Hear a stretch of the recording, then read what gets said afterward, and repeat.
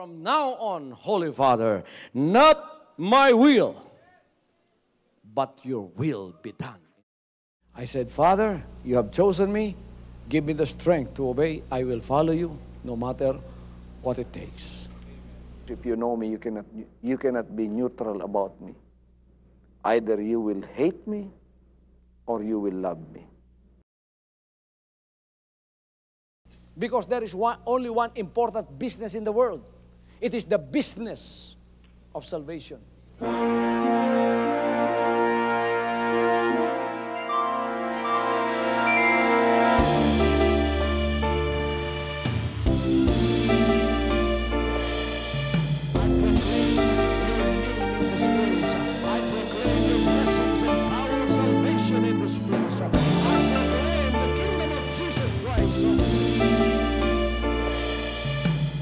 As I am concerned, and as far as the work of God is concerned, we have reached the end.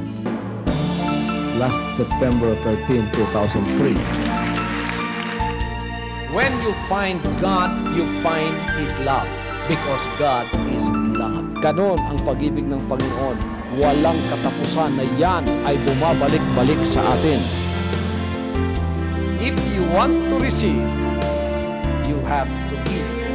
Receive it by faith and say, Lord, I will touch up.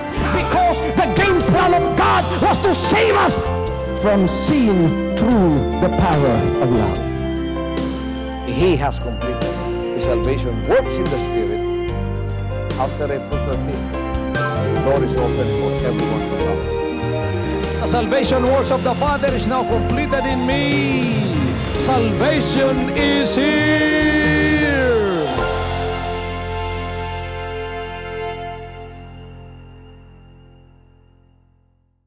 God created us. Nung ginawa tayo ng Diyos, alam niyo yung buhay natin, ang ganda. Alam niyo maganda yung buhay natin? Bakit? Anak tayo ng Diyos. Sinong gumawa sa iyo? Ang Diyos. Ang unang magulang natin, si Dan at si Eva, ginawa sila. Ang ganda ng buhay. Biruin niyo itong buhay, oh. Walang kamatayan. Hindi tumatanda. Walang karamdaman. Walang problema. Walang poverty. Hindi ka na dapat magpawis ka para kumain ka. Lahat ng ginawa ng Diyos na Ama mo, binigay sa iyo. Sabi niya, you go and dominate. Have dominion on all my creation. Binigay sa atin yun. Eto naman ngayon, ang isang walang hiyang, tama ba yung gawin sa TV? Tama para kay Satanas to, hindi naman para sa inyo. Eto ang isang false recruiter na bumagsak mula sa langit. Ni-recruit ngayon yung ating ama at inang nauna na at niloko niya sila bago tumanggap ng mga salita ng Diyos, nilinlang na niya. Sinabi pa ng Diyos na huwag kayong kumain sa bunga ng prutas na nasa kalagitnaan. Sabi niya, nagsisinungaling yung Diyos niyo. Alam niya, pagka sa araw na kumain kayo, magiging Diyos kayong katulad niya. Amen? Amen? E di kumain nga ngayon, mga kapatid, hindi nila alam nung kumain pa sila, naisangla na lahat ang kanilang mga karapatan. Doon na pumasok ang kamatayan, ang mga karamdaman, ang mga problema, ang mga tinik. Bakit? Sapagkat namutawi sa bibig ng Diyos ang mga sumpang dadanasin ng tao sapagkat siya ay sumuway sa kanyang utos. Sabi niya, ikaw, lalaki, mula ngayon, hindi ka kakain na hindi magpapawis. Ikaw naman, babae, hindi ka manganganak na hindi magkakaroon ng hapdi at pagsusumakit. Oh. Kayong mga ina, di ba nangyayari sa inyo yan? Kayong mga ama, di ba nangyayari sa inyo ngayon yan? Kailangan kumayod kayo from 6 to 6 para mabuhay. Pagkatapos, akala ninyo, nagtatrabaho kayo 6 to 6, kayang-kaya na, tamtama na. Butas pala yung bulsa nyo. Bawat buwan, you are having a hard time to make both ends meet. Kala mo tama yung sweldo mo, pagkakinabukasan pala, kulang pa rin, may utang pa rin tayo, lalo dumadami yung utang natin. Lalo tayo nagkakaproblema. Kumayod ka na naman. In fact, mga kapatid, nakakakita ko, kahit sa Amerika, mga Filipino doon, nagtatrabaho, 3 ang kanilang trabaho. Wala nang time sa bahay nila. Iwan nila yung anak nila, 1 year old. Pagbalik nila, mga kapatid, 7 years old na. Hindi nagkakaroon ng sapat na time. Uy, 7 years old ka na pala. Praise the Lord. Sapagkat nag-aaral ang bata, ngayon nagtatrabaho siya ng gabi, pabalik ng araw, wala na yung bata doon. Ganon ang ganon. Yung mother naman nagtatrabaho ng araw, sa gabi naman wala rin siya doon. Kuminsan, babak na sila na back to back na yung mga trabaho nila. Wala lang time mga kapatid, para kumayod lang. Talagang nagpapawis. Kaya yung mga Pilipino, pagka mawawalan sila ng trabaho, nanginginig na sila. Sapagkat alam nila yung bahay nila, binabayaran pa na yung monthly. Yung mga sasakyan nila, binabayaran monthly. Anong ibabayad ko? When in America, you cannot pay your rent 1 month. You are homeless. Tutulog ka na doon sa parke. Mabuti dito, pagka nawalan ka ng bahay, may ina kang pupuntahan kahit matanda ka na. Amen? Sa Amerika, napakaraming may psychiatry clinic, mga kapatid. Parang mga sari-sari store, yung mga psychiatry clinic. Sapagkat ang problema nila doon, hindi katulad ng problema natin dito. Tayo dito, walang mga psychiatry clinic. Nagtataka ka bakit? Because our families are still knitted together. That when you have a problem, you have a shoulder to cry on. You can go to your mother, you can go to your relative, your brother, tapos sasabihin mo yung problema mo doon sa kanila. Sa Amerika, wala kang mapagsasabihan. Kaya sila ay kuminsan, mga kapatid, tumatayo sa umaga, hindi na alam kung saan sila. Saan ba ako? Kaya may mga psychiatrists, napakarami, upang i-counsel sila at makabalik sa kanilang sound mind. Yan sumpa. Amen. Babae naman, pagka nanganganak. Walang babaeng tumatawa pagka nanganganak.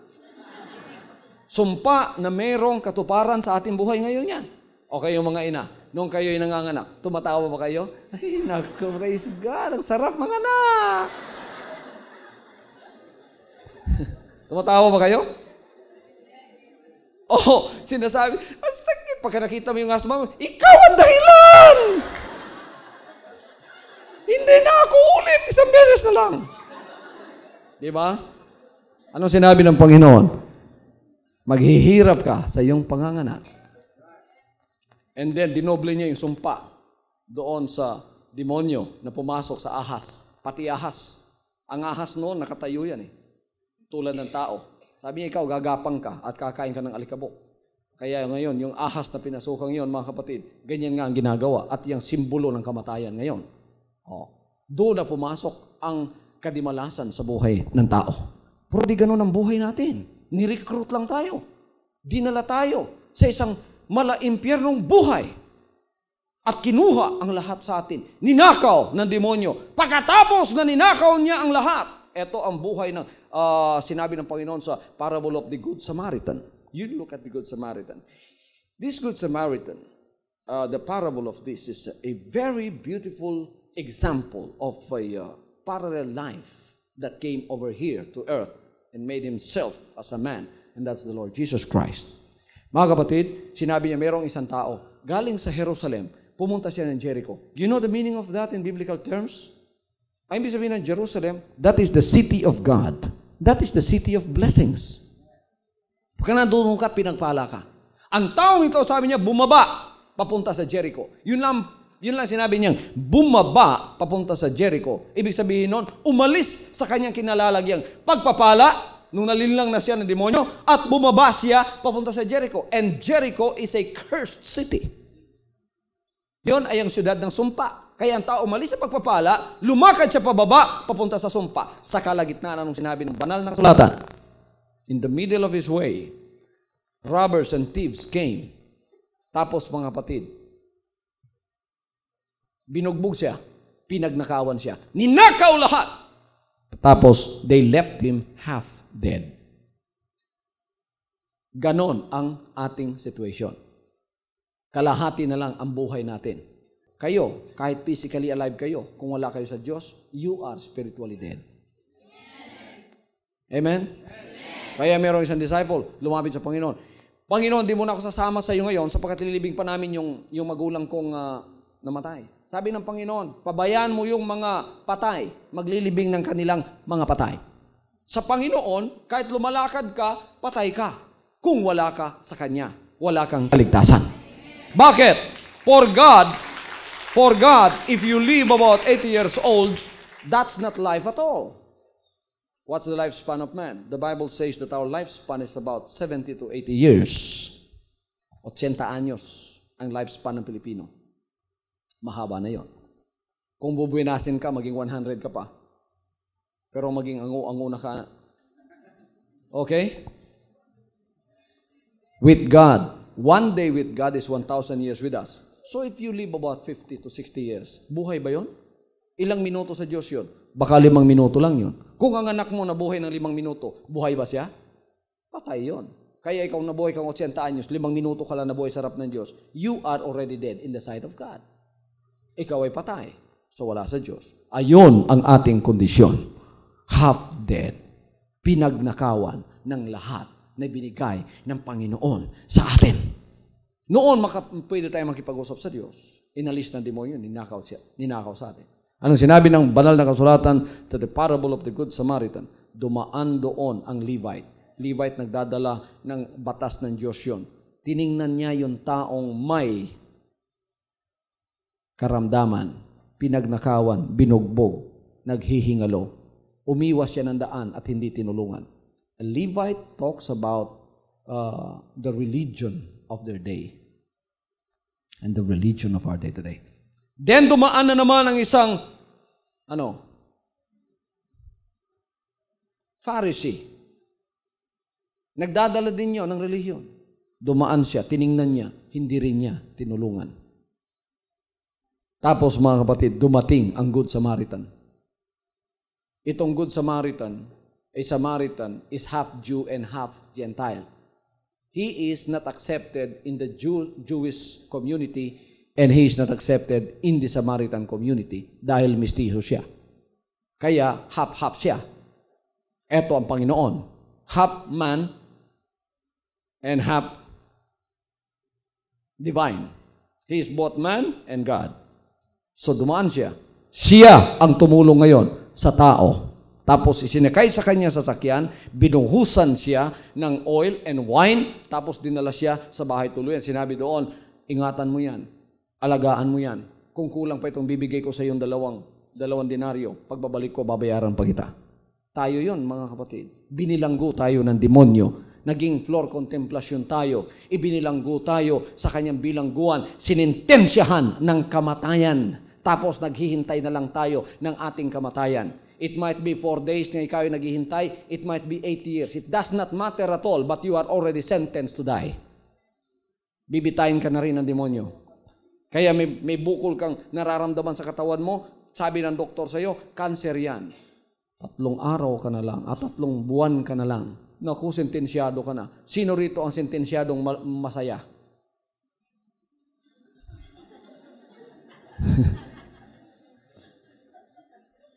Amen? Sa pagdidigap natin ng mga istorya ni Flor Contemplacion, 4 na taon pala siya nakabilanggo sa Singapore. Pero alam niya kung kailan siya bibitayin, mga kapatid, sapagkat binigay sa kanya at tinelegramahan pa ang kanyang pamilya. Noong March 15, you can visit your mother or your family here. And March 17, claim the body. Ganun pala doon eh. Telegramahan yung pamilya mo. Visit March 15, claim the body. March 17. Pagpunta mo doon, wala nang patawad yon. Tayo, ganun din. Sabi ng demonyo, tinelegramahan niya ang Panginoon natin.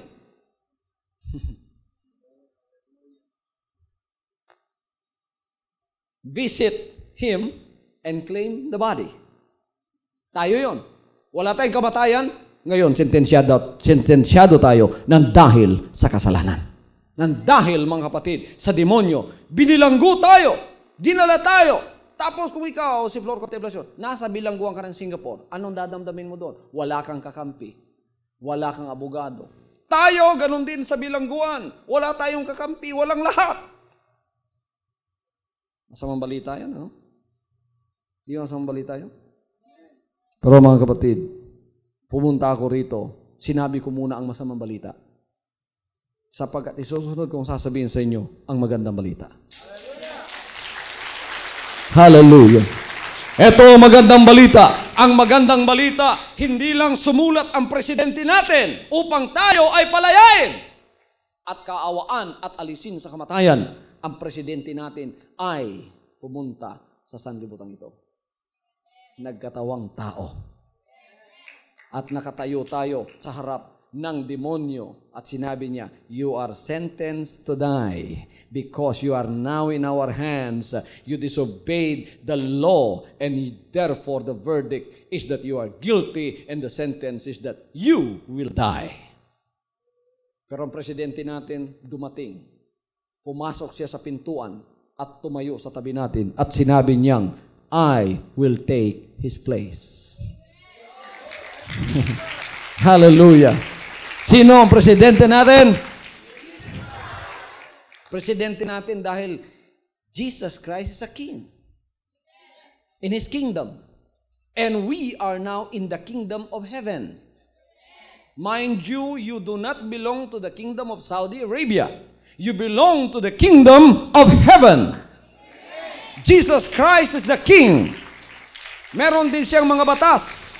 Ang mga batas niya, ang kanyang mga banal na salita. At siyang pinakadakilang hari, hindi lang siya nagmakaawa, siya ay pumunta rito at sinabi niya, kukunin ko ang lugar niya. Sabi ni Satanas, hindi ka dapat mamatay sa kanya, siya dapat mamatay sapagkat siyang nagkasala. Tama nga naman, dahil sa Old Testament, sinabi ng banal na kasulatan, labag yon. Pagka ang tao nagkasala, siyang mamamatay sa kanyang kasalanan. Ang walang kasalanan, hindi dapat mamatay. Anong ginawa ng Panginoon upang siya ay kumuha ng ating lugar at mamatay siya para sa atin, kahit wala siyang kasalanan? Sinabi niya sa dalawang tao, ginawa na lang niyang isa, tayo at siya. Siya ang ating naging ulo, tayo ang kanyang naging katawan. Tumayo siya sa harap ng judge na ito. Sinabi, ngayon, isa na lang kami. Ako ang ulo niya at siya ang aking katawan. May karapatan na akong mamatay para sa kanya. Dumating siya rito, pagkatapos mga kapatid, ipinako sa krus. Binayaran niya ang ating kasalanan. Ibinitay siya ng presidente ng impyerno. At akala niya, ayun na ang katapusan. Hindi niya alam na kahit palang kamatayan, hinahawakan ng ating Panginoon upang makalabas tayo sa kamatayan. Pangatlong araw, bumangon muli ang ating Panginoon at daladala na niya ang susi ng kamatayan, ng impyerno at ng kaluwalhatian at kailanman siya ay hindi na mamamatay. Hallelujah. Siya ang naging abogado natin at siya ang naging sacrificial lamb para sa atin upang tayo ay makalabas sa bilangguan ng walang awang presidente ng Singapore. Ng impyerno pala. Everybody say, praise the Lord. Praise the Lord. Ngayon tayo ay naririto, nakalaya na. Lahat ng tatanggap sa Kanya at aariing ganap ang lahat ng Kanyang ginawa sa krus ng Kalbaryo. Bawat isa sa inyo, mga kapatid, ay binigyan na ng susi ng inyong bilangguan. Palalabasin na kayo sa bilangguang yan na kung saan pinagsadlakan ng demonyo sa inyo nung kayo ay na-recruit. Dinala kayo sa bansang yon. Inakit kayo ng demonyo at sabi niya, mas magandang buhay dito sa Singapore. Mas magandang buhay dito pag kayo sumunod sa akin. Mas maganda nga. Hindi ko sasabihin sa inyong walang kaligayahan sa kasalanan. Masaya rin ang nasa kasalanan. Di ba? Mahirap na masaya. Sa Singapore, mahirap din, pero masaya rin. Dahil nakakapadala ka ng pera. Ayun nga ang linlang doon eh. Ngayon mga kapatid, ang demonyo sinabi niya, sumunod ka, magiging Diyos kang kasama niya. Malalaman mo ang mabuti at ang masama. Kaya ikaw nga ay sumunod. Nang sumunod ka, masarap nga. Di ba masarap mga kapatid mag-drugs? Mahahay ka? Kaya maraming nagda-drugs. Kahit ang bansa natin, lahat ng bansa sa sanlibutan ay gumagawa ng mga batas para masumpo ang drugs.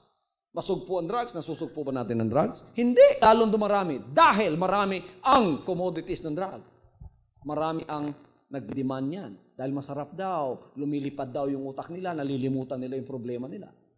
Pero pagbagsak naman sa lupa, mga kapatid, dumodoble pa yung problema mo. Amen? Oh.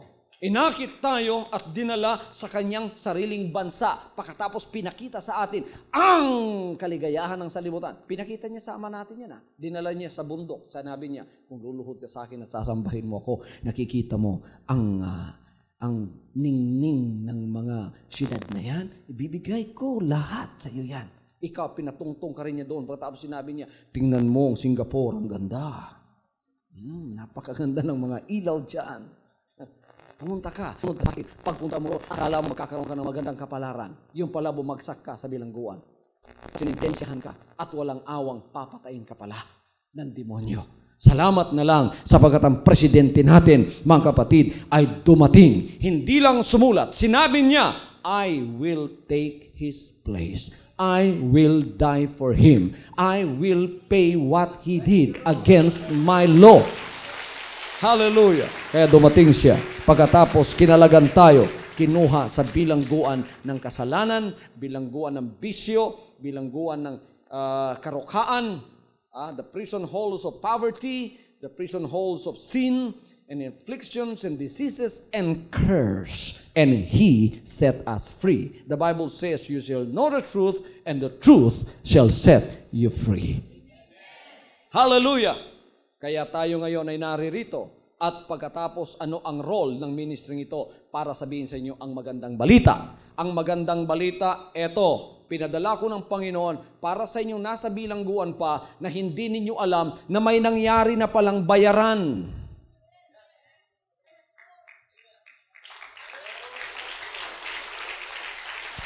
Sasabihin ko sa inyong katotohanan. Hoy mga OCW sa bansang ito, mga OCW sa sanlibutan ng kasalanan na naririto at nagtatrabaho pa para sa demonyo. Binilanggo at may sentensya ng kamatayan. Pinadalang ambasador na ito upang sabihin sa inyo, ito ng susi, binayaran na yung kasalanan nyo, makakalaya na kayo. Woo!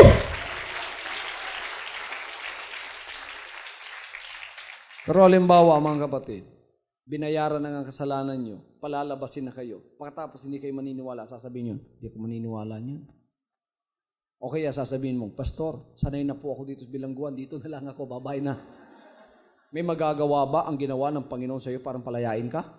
Hindi, kaya sinabi ko kanina, kahit makapangyarihan siya at binayaran niya kasalanan niyo at makakalaya kayo ngayon, kung hindi ninyo bubuksan ang puso ninyo at tatanggapin sa inyong puso ang mga salita ng magandang balita na kayo ay nakakalaya na nga, kung tatanggapin ninyo siya at magiging personal yung tagapagligtas, wala siyang magagawang kalayaan para sa inyo. Kaya kayong mga pagod na sa bilangguan ng presidente ng Singapore, ng impyerno pala,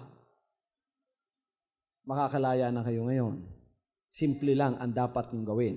Isasauli sa inyo ang ninakaw ng demonyo. Ano ang ninakaw niya sa inyo? Buhay na walang hanggan. Eto ang pangako, babalik kayo riyan.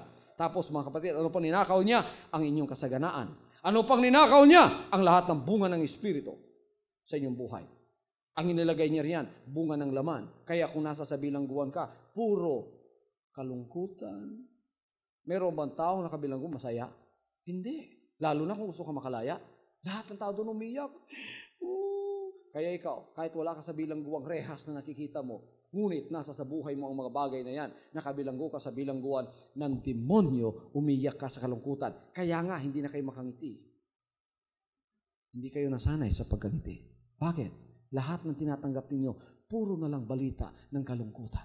Kaya, mula nung maliit ka, hanggang lumaki ka, hanggang naging OCW ka ng demonyo, mga kapatid, ay malungkutin ka. Konsumisyon doon, konsumisyon dito. Walang magandang balitang tinatanggap mo. Pagka nag-asawa ka naman, binubugbog ka. Pag uwi mo, natatakot ka na naman. Walang magandang balita. Kaya, puro na lang kalungkutan. Isang buwan, walang sweldo. Pagtingin sa lalagyan ng bigas, walang bigas. Pagtingin sa bangko, overdraft. Walang magawa. Puro na lang kalungkutan. Problema doon, problema dito. Hindi ka na nasanay. Ninakaw ng demonyo ang bunga ng Espiritu sa iyo. Ano ang isang bunga ng Espiritu? What is one fruit of the Spirit? Love, joy, peace. Ayan mga kapatid, pangunahing bunga yan. Ang lahat ay masabing love, joy, peace. Ninakaw na ng demonyo yan, kaya wala ka ng joy. Kasi ang lahat ng balitang nababalitaan mo, puro masamang balita. Kaya yung mga OCW natin, tingnan ninyo, pagka umuwi dito, nababasa mo sa dyaryo. Tingnan mo sa TV Patrol. Tingnan mo sa Magandang Gabi Bayan. Puro iyakan blues. Pinugbog ako doon. Umuwi, wala na sa matinong pag-iisip. Pag-uwi, mga kapatid, pagpunta roon, pasahero pa, pag-uwi, nakabox na. Tapos, puro konsumisyon, puro iyak, puro masamang balita, puro masama ang nangyayari sa atin.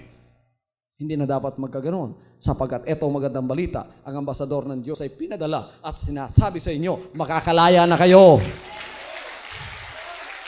Mga OCW sa bansa ng kasalanan na kung saan ang presidente ay si Satanas. Makakalaya na kayo ngayon. Tatanggapin ba ninyo kalayaan ninyo?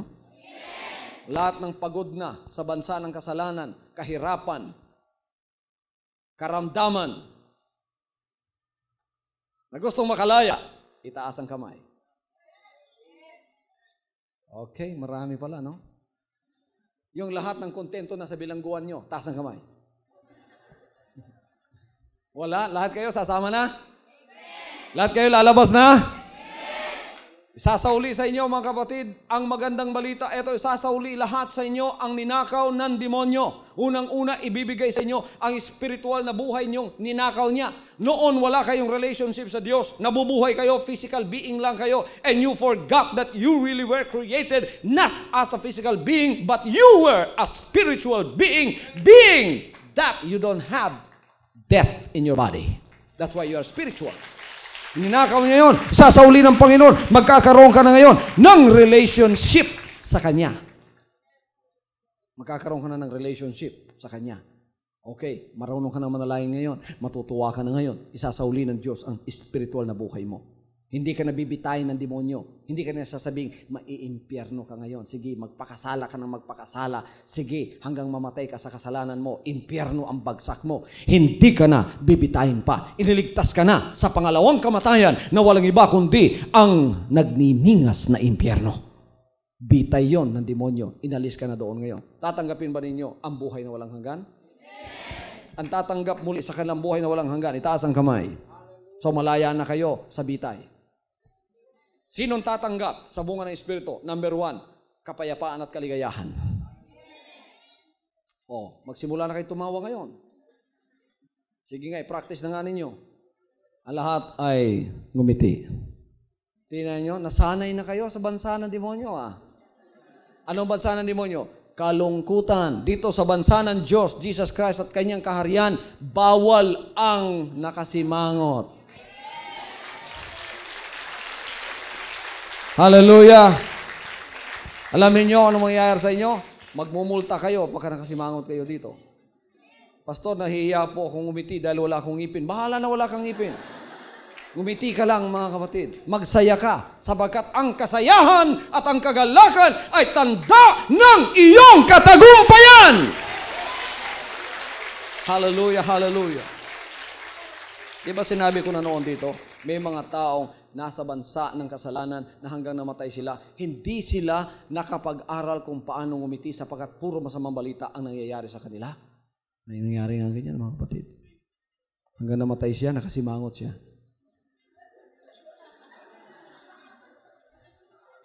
Di ba kung dadalhin ang patay na katawan doon sa funeraria, yung taga-funeral parlor, inaayos nila yung mukha, no? Mine-make-upan yun, tapos pinangingiti talaga yon. Dito nakasimangot, pinangiti. Nakangiti na siya konti. Ngunit nung ibinurol na siya, pagkaraan ng isang araw, bumalik na naman. Nakasimangot na naman, sapagkat nakasanayan na niya yon. Wala siyang katagumpayan sa kanyang buhay. Lahat ng kanyang pangangailangan, hindi na ibibigay. Dadalangin siya, mga kapatid, hindi ang mga kasagutan ng dalangin ang darating, kundi karagdagang problema na naman. Ngayon ay babaguhin ng Diyos yan sapagkat isasauli muli sa iyo ang iyong pananampalataya. Ano ang pananampalataya mo? Yan ang pinakamalaking bagay na isa sa pinakamalaking bagay na ninakaw ng demonyo sa iyo na relationship mo sa Diyos. Isasauli niya muli ngayon yan sa iyo. Ano ang pananampalataya? Paniniwala mo sa lahat ng sinabi ng Diyos. Kaya yung iba sa atin, we cannot respond to the Word of God because we are spiritually dead. We cannot believe what the Word of God says is true because we have been promised so many times by people and by Satan to give us a good life, but it never happened. It never came to pass. And we have sought many, many times from people, the answer from people, and it never came to us. And now we are treating the Word of God just like that. When we hear the Word of God, parang nakapakinig tayo ng mga salita lang ng tao at hindi natin pansin yon at wala na tayong paniniwala at pananampalataya sa mga salitang yan. Ibabalik ng Diyos. The Lord will quicken your faith tonight. Where will your faith start? Your faith starts by hearing. When I say open your hearts, I really mean open your minds. Because when the Bible talks about heart, it does not talk about the organ that pumps in the center of your breast. That's not the organ that the Lord is talking about. Kasi yung puso mo, pag sinabi ng Word of God, puso mo, ang ibig sabihin niya yung isip mo. Kasi yung mind mo, yung isip mo, yan ang upuan ng espiritu mo. Tingnan niyo, hindi yung puso natin. Kasi yung puso natin, iyan ay organong nagpapump ng dugo, na pagka nagpump yan, mga kapatid, sa lahat ng extremities ng katawan mo, pinadadaan ang buhay sa dugo na yon. Pagkatapos, mga kapatid, hindi yun ang sinasabing, buksan mo. Buksan mo ang isip mo. Tingnan ninyo, no? Kung kayo, hindi nyo bubuksan yung isip nyo, tatanggapin ito, walang mangyayari sa buhay nyo. Ang puso natin, pwedeng palitan yan. Iibig ka pa rin. May mga tao, nagkasakit ang puso, pinalitan, yung tinatawag na heart transplant. Naging goma na yung puso niya yun. Nung umuwi siya, anong sabi niya sa asawa niya? Dear darling, I still love you. Umiibig pa rin siya kahit ang puso niya ay goma na. Sapagkat matino pa ang isip niya. Ngunit nakikita ba ninyo kahit sa Bacolod, nakakita ako kanina, ang laki ng katawan, pero sira ang isip. Magandang puso nun. Pero mga kapatid, ang pamada, asfalto. Amen. Naglalakad, wala nang baro. Hindi alam kung saan siya dahil sira ang isip niya. Ang sinira ng demonyo, ang isip natin. Sinabi ng demonyo, wala kang makukuha riyan. Walang mangyayari sa buhay mo. Ganito ka na nga. Nasa kabilanggo ka, mamamatay ka riyan. Yan, ninakaw niyang pananampalataya mo. The Lord is going to quicken your faith right now. Yan ang isa sa uli niya sa iyo. Lilingunin mo ang demonyo at sasabihin mo, sinungaling ka. The circumstances that you see around us, poverty, crime, drugs, everything that you've seen here in this world is controlled by the devil. That is circumstances in life made by the devil. Let us go out and recreate our own world. It is the world that God has given to us, which is the world of the Spirit, world of prosperity, world. Our Father's connection is already restored to us. Siya na, balik na tayo sa paraiso natin ngayon, i-recreate natin yon sapagkat doon talaga tayo pababalikin. Ngunit kailangan manumbalik ang ating pananampalataya sa Kanyang sinabi. Babalik ba sa inyong pananampalataya niyo, mga kapatid? Maniniwala ba kayo sa mga bagay na hindi nyo nakikita? Ngunit sinabi ng Diyos. Sino dito naniniwala sa langit? Sino dito naniniwala na mayroong buhay na walang hanggan? Sino rito naniniwala na babalik na muli si Jesus Christ sa mga araw na ito? Sino rito ang naniniwala na may bahay na ginto na naghihintay sa inyo? Sino rito ang naniniwala na si Jesus Christ naririto sa kalagitnaan natin ngayon?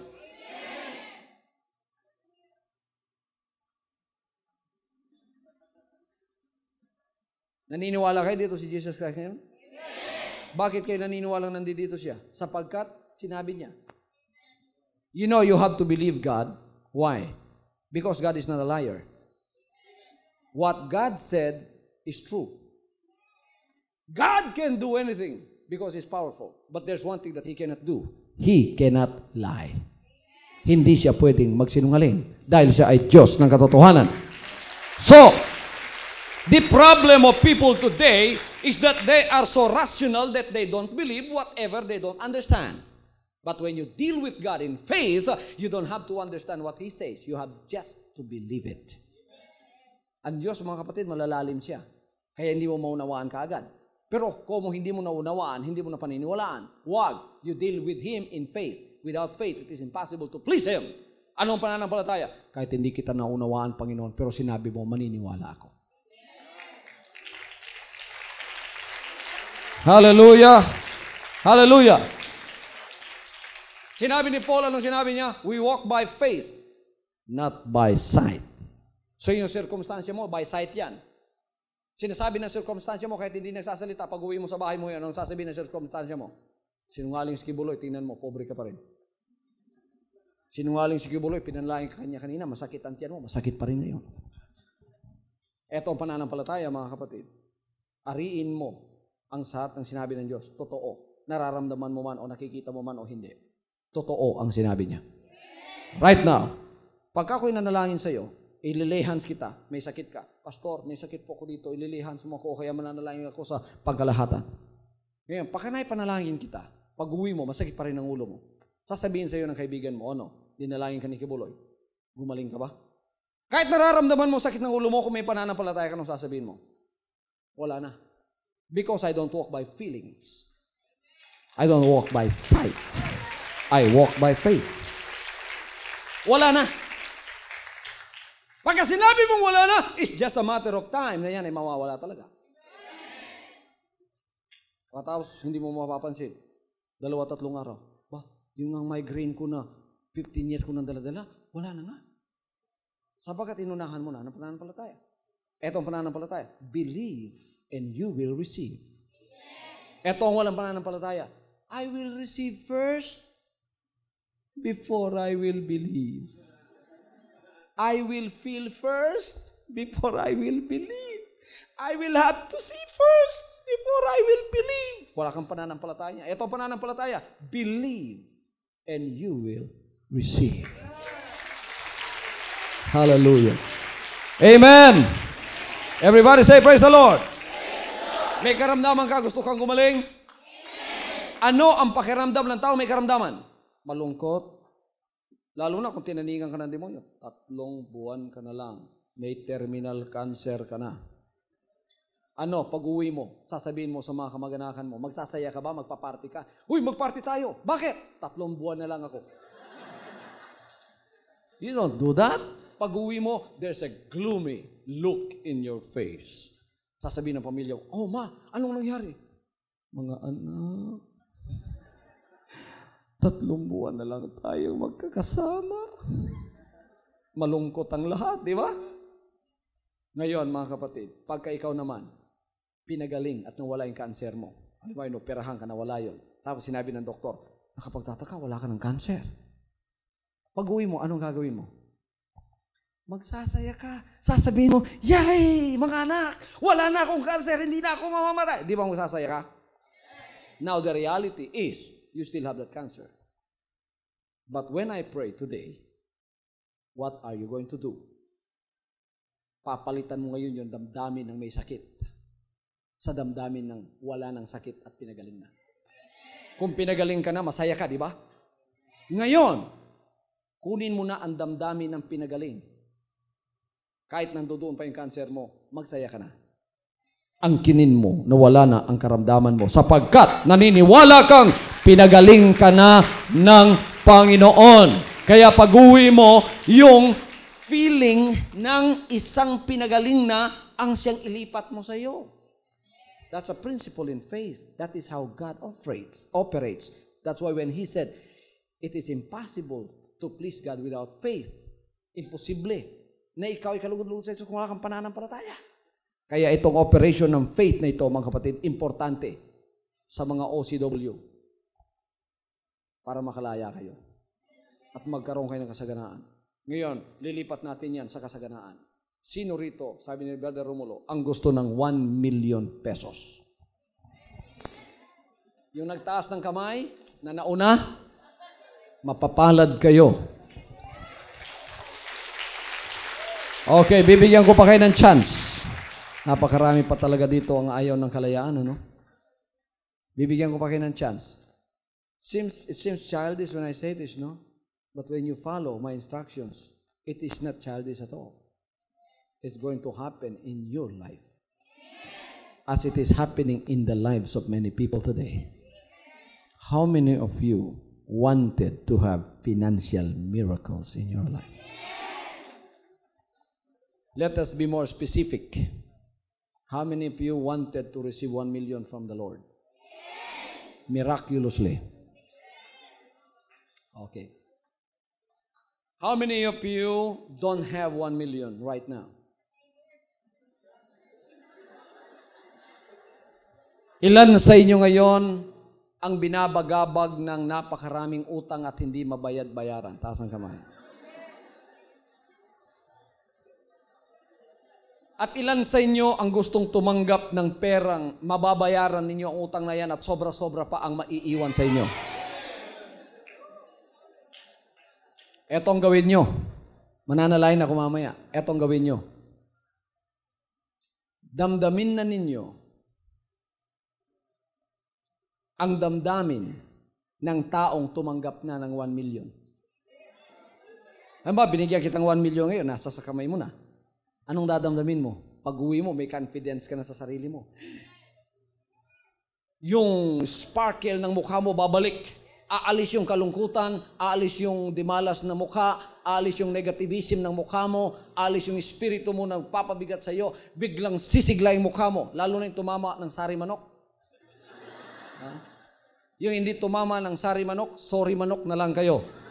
Okay, pagka tumanggap mga kapatid, biglang magsisigla yung mukha niya, biglang kikislap yung mga mata niya, biglang babalik ang buhay sa kanya, at biglang magkakaroon siya ng malaking pag-asa, at magkakaroon siya ng maraming panaginip sa buhay. Woo! Pag-uwi ko, mababayaran ko na lahat ng utang ko. I can now stand up to people and look them right in the eyes, and I'll not be ashamed because I am able to pay my debts.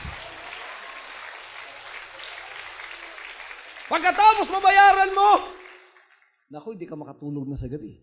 Hindi dahil sa utang na yon, kundi dahil sa kagalakan. Kung paano mo pinaplano yung bahay mo. Yung bahay ko, gagawin kong pareha ng El Fisher Hotel. Gagawin kong katulad ng El Fisher Hotel yung sala ko. Naku, ang ganda.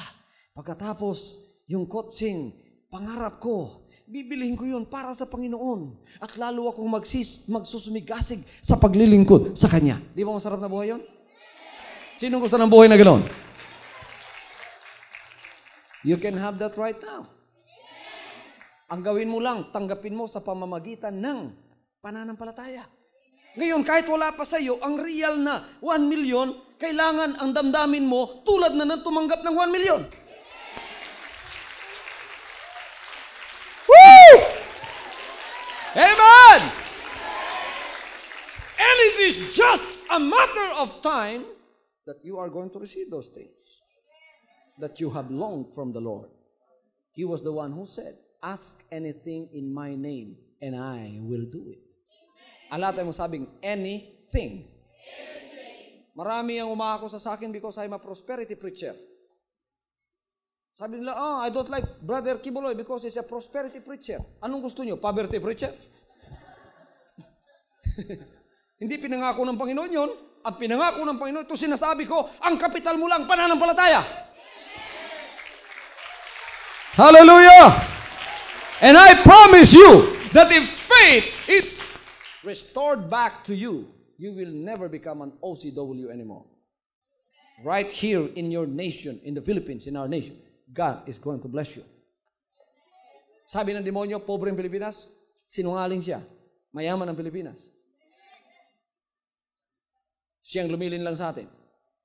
Isang araw, mga kapatid, pagka pinagpala tayong lahat sa pananampalataya, lahat ng OCW natin babalik dito. Magiging pinagpala sila at magiging masagana ang buhay nila. Baka ang taga Singapore ang pupunta dito pagkatapos magpapamaid sa atin. Ilang Singaporean ang gusto nyo? Amen. Everybody say, praise the Lord. Praise the Lord. So, damayin na ninyo yan. Bakit ko nasasabi yan? Are there scriptural evidences of that? Yes. Sarah, halika nga. Mrs. Sarah, how old are you? I'm 100 years old. Mr. Abraham, how old are you? I'm 110 years old. Dumating ang Panginoon sa araw sa buhay nila. Sinabi ng Panginoon, Abraham, meron akong sasabihin sa iyo. Sabi ni Abraham, ano yun? Obviously, this is a good news. Kasi ang Panginoon pag nagsalita, good news yan. Sabi niya, Abraham, nakita ko ang kalungkutan mo. Naghahanap ka ng anak, matagal na panahon, hindi ka nagkaanak. Ngayon, Abraham, sa susunod na taon, ganitong araw, ganitong petsa, magkakaanak ka. Narinig ni Sarah yon. Nandoon siya sa tolda, sa likod. Anong ginawa ni Sarah? Tumawa siya. Kayo hindi kayo tatawa? Manganganak kayo, 100 years old na kayo?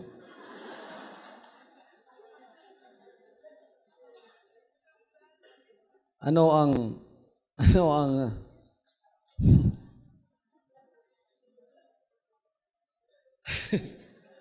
ano ang age ng babae bago mag-menopause? 40 or 45 years old. Si Sarah, ano yan? 100 years old na. Opos na blah. Abaw, gid. Hindi na ya menopause, opos na ya. Hindi na ginaya magkaanak. So Sarah laughed because she looked at her body. Wow.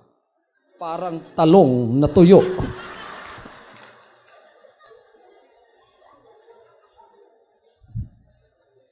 Kung lan taon mo si Abraham, 110 years old. Si Sarah, menopause. Si ano? Mikopos na. Why na gid? 110 years old. Tumawa si Sarah dahil tininan niya. Nakakita na kayo ng talong na tuyo. Ayan ang katawan ni Sarah. Kaya tumawa siya.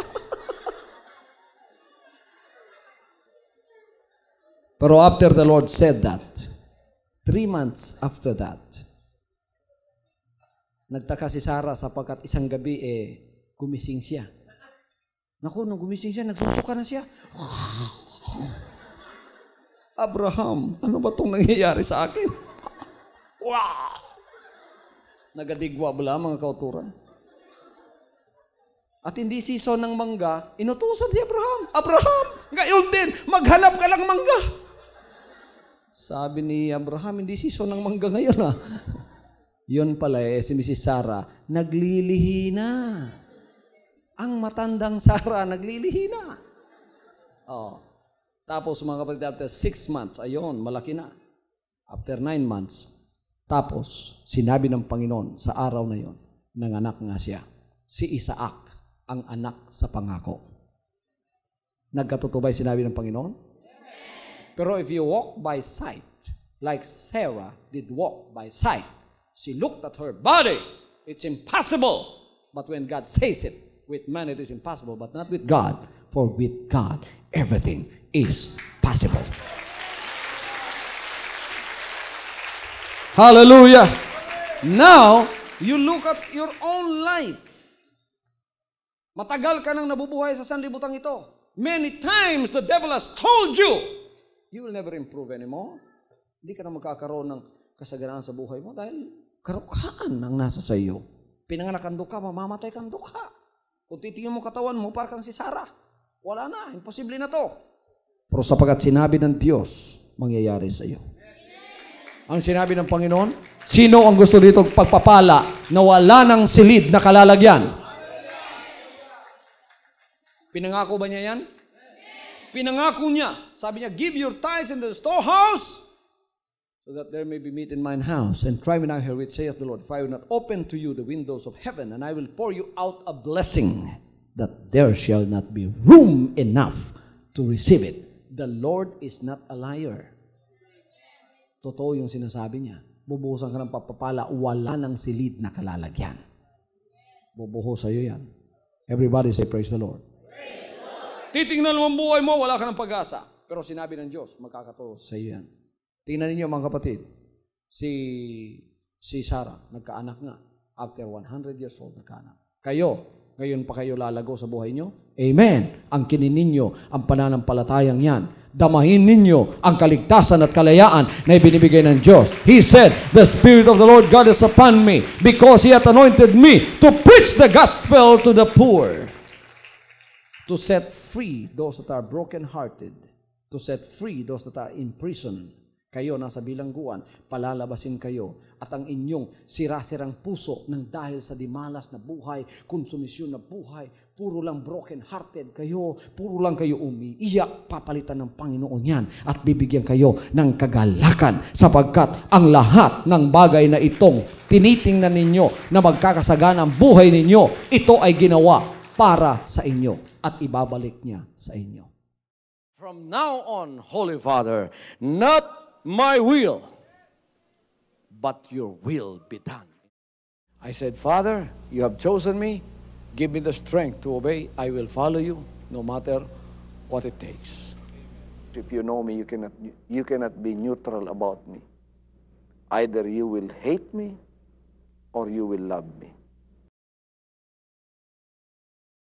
Because there is only one important business in the world. It is the business of salvation.